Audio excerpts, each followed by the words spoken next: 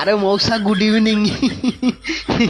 ତୁମେ କିସ ଗୋଟେ ମୋବାଇଲରେ ଦେଖୁଥିଲ, ମୁଁ ଯେ ଆଇନି ମତେ ଦେଖିକି ନୁଚିଦେଲ। ଟିକେ ଦେଖି କିସ ଦେଖୁଥିଲ ମୋବାଇଲ?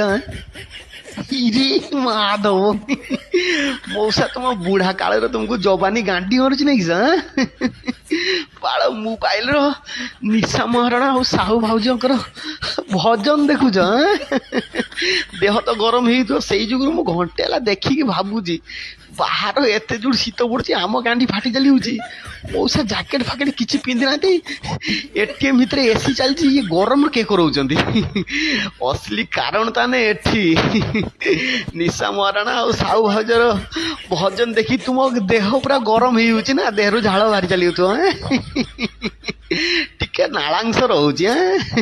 ପକ୍କା ରାଣ୍ଡୁଆ ମଉସା ତୁମେ, ମତେ ଯାହା ଲାଗୁଛି।